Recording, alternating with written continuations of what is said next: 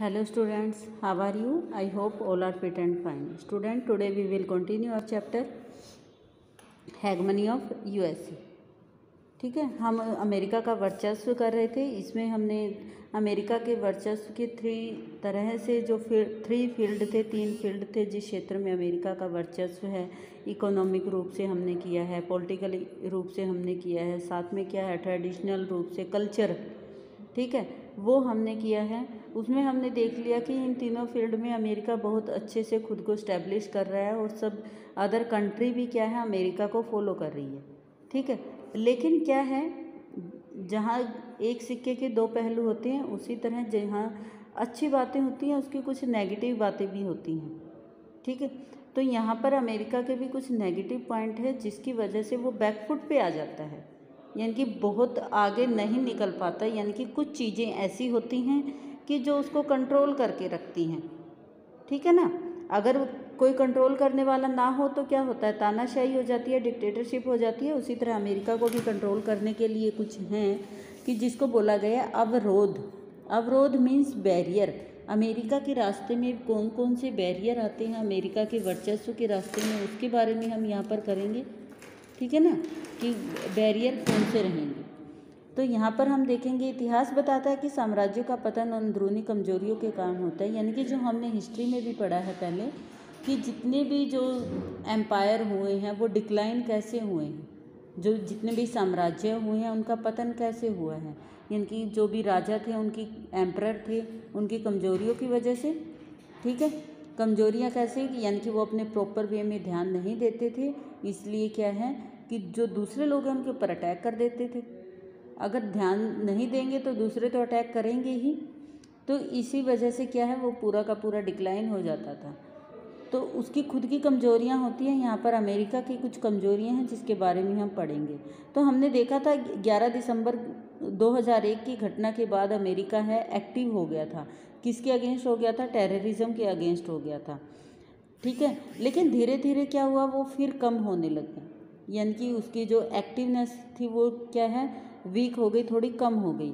इसमें हम पहला बैरियर देखेंगे जो उसके वर्चस्व के बारे में आता है कि पहला व्यवधान स्वयं अमेरिका की संस्थागत बनावट है.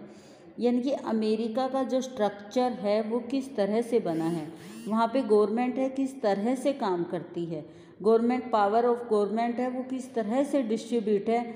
सबसे बड़ा बैरियर यही है. ठीक है, यानी कि वहाँ पर जो बनावट है, यानी कि जो पावर्स हैं वो तीनों 3 ऑर्गन में डिवाइड हैं.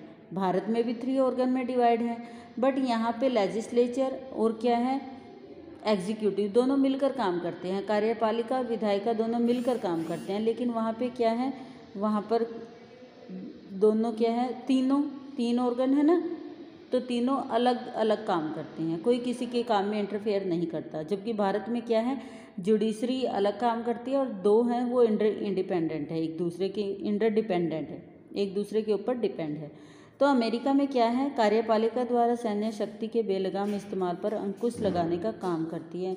यानी कि जो एग्जीक्यूटिव है अमेरिका की, वो अमेरिका की मिलिट्री के ऊपर क्या है कंट्रोल करके रखती है. यानी कि head of the executive in America control military of America. American military को कौन कंट्रोल करके रखता है, जो वहाँ की एग्जीक्यूटिव का हेड है. और एग्जीक्यूटिव का हेड कौन होता है, प्रेसिडेंट. ठीक है, राष्ट्रपति. यानी कि वहाँ की मिलिट्री किसके अंडर है, अमेरिका की मिलिट्री प्रेसिडेंट के अंडर है, वहाँ के राष्ट्रपति के अंडर है. जिसकी वजह से क्या है वो प्रॉपर रूप में डिसीजन अगर लेने होते हैं तो वो प्रॉपर डिसीजन खुद से नहीं ले पाते. उनको क्या है किसका वेट करना पड़ता है, जो प्रेसिडेंट ऑर्डर देगा उसके अकॉर्डिंग फॉलो करना पड़ता है. अमेरिका की ताकत के आड़े आने वाली दूसरी अड़चन भी अंदरूनी है. ये तो हमने पहला बैरियर कर लिया था. अब सेकंड बैरियर है वो भी उसका इंटरनल है. तो वो क्या है, अमेरिका में समाज है, जो अमेरिकन सोसाइटी है वो उनका नेचर कैसा है, उन्मुक्त है. उन्मुक्त क्या होता है, फ्री होता है. ठीक है, वो किसी का इंटरफेयर पसंद नहीं करते. ऐसे ही फिर चाहे वो अमेरिका की सरकार हो या कोई बाहरी व्यक्ति हो, तो वो किसी का भी इंटरफेयर पसंद नहीं करेंगे.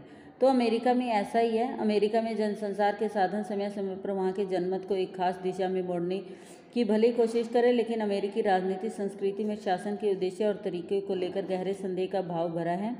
अमेरिका के विदेशी सैन्य अभियानों पर अंकुश लगाने में यह बड़ी कारगर भूमिका निभाती है। तो कहने का मतलब ये है कि अमेरिका के लोग हैं वो फ्री हैं, यानी कि फ्री माइंड से काम करते हैं। वो किसी का बर्डन है, वो सरवाइव नहीं करते, सहन नहीं करते। ठीक है, अमेरिका का बर्डन सहन नहीं करेंगे मीन्स अमेरिका की जो गवर्नमेंट है अगर वो किसी तरह का इंटरफेयर करती है तो वो क्या करेंगे, उसको डिक्लाइन कर देंगे, उसको हटा देंगे। जब इलेक्शन होंगे उसको हटा देंगे, जिसकी वजह से क्या है वो जो मिलिट्री है, मिलिट्री अपना काम नहीं कर सकती। मिलिट्री अपना काम कैसे नहीं करेगी प्रॉपर वे में, क्योंकि मिलिट्री है किसके अंडर है, एग्जीक्यूटिव के अंडर है। एग्जीक्यूटिव में कौन होता है, राष्ट्रपति होता है। और जबकि अमेरिका में राष्ट्रपति का इलेक्शन है वो क्या है, डायरेक्ट है। अगर लोगों की जो वहाँ की जनता है, यूएसए की जनता है, अगर वो नाराज़ हो गई तो राष्ट्रपति को वोट नहीं देगी तो वो जीतेगा कैसे। तो इस तरह से क्या है वो फ्री माइंड से काम करते हैं। वहाँ के लोगों का नेचर है वो भी क्या है, एक तरह से बैरियर का काम करता है। किस में करता है, अमेरिका के वर्चस्व के रास्ते में। ठीक है, तीसरा बैरियर है वो क्या रहेगा, इसमें महत्वपूर्ण है अंतर्राष्ट्रीय व्यवस्था में सिर्फ एक संगठन है जो संभवतः अमेरिकी ताकत पर लगाम रखता है, वो क्या है, नाटो। नाटो के बारे में आपने पढ़ा है, जो अमेरिका ने एक ऑर्गेनाइजेशन बनाया है और जो भी अमेरिका के साथ कंट्री रहना चाहती है वो नाटो में शामिल है। लेकिन नाटो उसके ऊपर कंट्रोल भी रखता है, अमेरिका के ऊपर कंट्रोल भी रखता है। कैसे रखता है, अमेरिका अगर मनमानी करता है तो नाटो की कंट्री हैं उसको रोक सकती हैं। ठीक है ना। अमेरिका का बहुत बड़ा हित लोकतांत्रिक देशों के इस संगठन को कायम रखने में जुड़ा है, क्योंकि इन देशों की बाजार मूलक अर्थव्यवस्था चलती है। इसी कारण इस बात की संभावना बनती है कि नाटो में शामिल अमेरिका के साथी देश उसके वर्चस्व पर अंकुश लगा सकते हैं। कहने का मतलब ये है कि अगर अमेरिका अपनी पावर शो करेगा, अपनी मनमानी करेगा, अपना वर्चस्व दिखाएगा, तो जो नाटो की कंट्री हैं वो उससे अलग हो जाएंगी। ठीक है ना। अगर वो अलग होंगी तो क्या होगा, अमेरिका कमज़ोर पड़ जाएगा।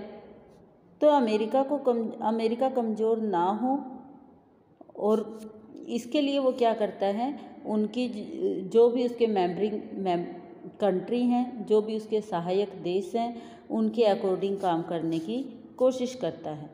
ठीक है, तो ये एक तरह से क्या है, उनके ऊपर बैरियर हैं। तो इस तरह से हम देखते हैं कि अमेरिका के वर्चस्व के रास्ते में 3 मुख्य बाधाएं हैं। पहली क्या है, अमेरिका के जो ढांचा है, संस्थागत बनावट है। दूसरी क्या है, लोगों की उन्मुख प्रकृति। और तीसरी क्या है, नाटो में शामिल देश। क्योंकि जो अमेरिका में सामान बनता है वो क्या है, उन्हीं कंट्रियों में जाता है। ठीक है, इसके अलावा क्या है, अमेरिका उनकी सहायता भी करता है समय समय पर। इसलिए दोनों एक दूसरे के ऊपर डिपेंड है। अगर एक नाराज़ हो गया तो क्या है, लॉस तो होगा, उस अमेरिका का भी लॉस होगा। तो इस तरह से कह सकते हैं ये अवरोध हैं जो अमेरिका के रास्ते में आते हैं। नेक्स्ट है हमारा अमेरिका से भारत के संबंध। अमेरिका से भारत के संबंध बेटे स्टार्टिंग से बहुत ज़्यादा अच्छे नहीं रहे हैं, अब जाके थोड़ा अच्छे हुए हैं, लेकिन पहले ठीक ठाक थे, ज़्यादा बहुत अच्छे नहीं थे। जबकि रूस के साथ अच्छे हैं। एक तो जो हमारा डिस्टेंस है रूस के साथ वो कम है, ये भी रीज़न हो सकता है। अमेरिका का डिस्टेंस और भारत का डिस्टेंस बहुत ज़्यादा दूर है। ठीक है, लेकिन फिर भी ओवरऑल देखें तो हम ठीक ही रहे हैं भारत के संबंध अमेरिका के साथ। शीत युद्ध के वर्षों में भारत अमेरिकी गुट के विरुद्ध खड़ा था। ठीक है, इस साल में भारत की करीबी दोस्ती सोवियत संघ से थी। यानी कि जब कोल्ड वॉर चल रहा था तो क्या था, भारत किसके खिलाफ था, अमेरिका के खिलाफ था, पूंजीवाद के खिलाफ था। और वो किसके साथ था, सोवियत संघ के साथ उसकी दोस्ती थी। भारत ने पाया कि लगातार कटुतापूर्ण होते अंतर्राष्ट्रीय माहौल में वह मित्र विहीन हो गया है। इसी अवधि में भारत ने अपनी अर्थव्यवस्था का उदारीकरण करने तथा उसे वैश्विक अर्थव्यवस्था से जोड़ने का फैसला किया, और इस नीति को हाल के सालों में प्रभावशाली आर्थिक वृद्धि दर के कारण भारत अब अमेरिका समेत कई देशों के लिए आकर्षक आर्थिक सहयोगी बन गया है। अब भारत ने देखा कि अगर कोल्ड वॉर में वो शामिल नहीं हुआ है। 2 गुट बने हैं, एक यूएसएसआर का और दूसरा यूएसए का, ठीक है। भारत उसमें भी शामिल नहीं हुआ है। भारत ने अपना एक अलग गुट बनाया है, गुट निरपेक्ष देशों का नॉन अलाइड मूवमेंट बनाया है। लेकिन उसमें कौन थे? जो सारी डेवलपिंग कंट्री थी, तो यानी कि भारत ही पावरफुल था। लेकिन भारत को लगा कि उससे ज़्यादा विकसित देश तो कोई भी नहीं है उसका दोस्त, ठीक है। अगर अकेला रूस की बात करें, रूस का साथ देता है तो लोग सोचेंगे, दूसरे देश ये सोचेंगे कि ये क्या है, वार्सा पैक्ट में शामिल हो गया है। अगर यूएसए का साथ देते हैं तो उनको लगता है कि ये उसमें शामिल हो गया है। तो भारत ने अपना विकास करने के लिए उनसे सहयोग की, उनसे व्यापार के रास्ते से, उनके आर्थिक वृद्धि के लिए उनके साथ संबंध बनाने शुरू की, ठीक है। ये कोल्ड वॉर के बाद की बात है। कोल्ड वॉर के बाद उन्होंने संबंध बनाने शुरू किए हैं, जब अमेरिका अकेला रह गया था, ठीक है। हमें इस बात को ध्यान रखना चाहिए कि हाल के सालों में भारत अमेरिकी संबंधों के बीच 2 नई बातें उभरी हैं। इन बातों का सबसे संबंध है प्रौद्योगिकी, यानी कि टेक्नोलॉजी। अमेरिका में बसे अनिवासी भारतीयों से है, और दूसरा वहाँ पे जो एनआरआई रहते हैं, इंडियंस वहाँ पर रहते हैं। दरअसल ये दोनों बातें आपस में जुड़ी हुई हैं। कैसे जुड़ी हुई हैं? सॉफ्टवेयर के क्षेत्र में भारत के कुल निर्यात का 65% अमेरिका को जाता है। यानी कि जो सॉफ्टवेयर है, भारत से अगर सॉफ्टवेयर जो निर्यात किया जाता है, भेजा जाता है, एक्सपोर्ट किया जाता है, वो कहाँ जा रहा है? आधे से भी ज़्यादा कहाँ है? अमेरिका को जाता है। यानी कि अच्छे रिलेशन हो रहे हैं जब ज़्यादा व्यापार हो रहा है तो ठीक है ना। यानी कि भारत में टेक्नोलॉजी देखो कितनी अच्छी है। भारत के क्षेत्र में भारत के कुल निर्यात का भारत भेज रहा है वहाँ पर, ठीक है। बोइंग के 35% तकनीकी कर्मचारी भारतीय मूल के हैं। अब बोइंग जो कंपनी है वहाँ पर, इसमें क्या है, जो मिलिट्री के वेपन्स बनते हैं, तो अमेरिका की कंपनी है। लेकिन वहाँ पे जो काम करने वाले कौन है? 35% कौन है? वो इंडियन हैं। इट मीन्स भारत के और उसके साथ रिलेशन अच्छे हो रहे हैं। कुछ तो वहाँ पर लोग रहते हैं और कुछ यहाँ से जाते हैं काम के लिए। 3 लाख भारतीय सिलिकॉन वैली में काम करते हैं। सिलिकॉन वैली क्या है? सिलिकॉन वैली है जो अमेरिका की एक, जैसे भारत में बेंगलोर को सिलिकॉन वैली बोला जाता है, सॉफ्टवेयर टेक्नोलॉजी जहाँ पर ज़्यादा है। तो भारत के अमेरिका में जो काम करने वाले सॉफ्टवेयर इंजीनियर हैं, वो क्या है, 3 लाख के आसपास भारत के हैं। यानी कि अमेरिका की जो सॉफ्ट टेक्नोलॉजी है, यानी कि सॉफ्टवेयर इंजीनियर हैं वहाँ पर, वो अप्रोक्सीमेट 3 लाख हैं, ठीक है। उसमें काम करने वाले 3 लाख भारतीय हैं।